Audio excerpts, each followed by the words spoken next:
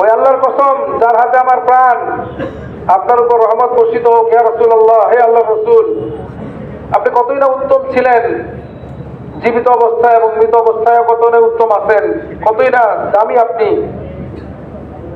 এবং এই কথা বলে তিনি আবার কাপড় দিয়ে রাসূলুল্লাহ সাল্লাল্লাহু আলাইহি সাল্লামের চেহারাকে ঢাকা নিলেন এবং খুব দ্রুত মানুষকে টপকে চলে আসলেন, অর্থাৎ খুব দ্রুত মানুষের সামনে দিয়ে আসলেন এবং মিম্বরে উঠলেন। ওমর রাদিয়াল্লাহু আনহু যখন আবু বকর রাদিয়াল্লাহু আনহুকে দেখলেন মিম্বরে, তিনি বসে গেলেন তার দিকে ফিরে।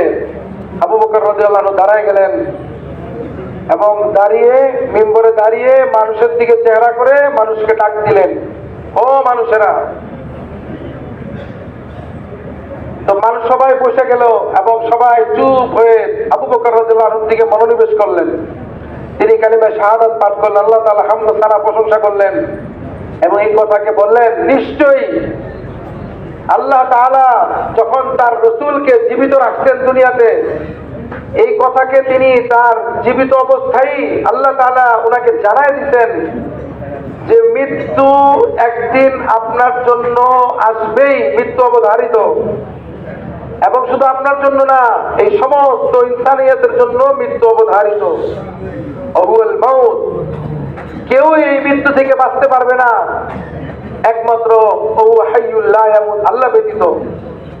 কারণ আল্লাহ তাআলা কোরআন কারীমের মধ্যে আয়াতে কারীমা নাযিল করতেন, ওমা মুহাম্মাদুন ইল্লা রাসূল ক্বাদ খালাত মিন ক্বাবলির রুসুল, তোমাদের মধ্যে যে মুহাম্মদ সাল্লাল্লাহু আলাইহি ওয়াসাল্লাম, তিনি আল্লাহ তাআলার রাসূল, আল্লাহর পক্ষ থেকে বার্তাবাহক, আল্লাহর গোলাম বান্দা। তার পূর্বেও অনেক রাসূলদেরকে আল্লাহ তাআলা দুনিয়াতে পাঠাইছেন, আবার উঠাই দিয়েছেন, মৃত্যু দিয়ে দিয়েছেন। সুতরাং ওনারও মৃত্যু আল্লাহ দিয়ে দিয়েছেন। ওমর রাদিয়াল্লাহু আনহু বলেন, আরে এটা কি কোরআনের আয়াত নাকি? হাযিহি আয়াতু ফিল কোরআন, এটা কোরআন আয়াত।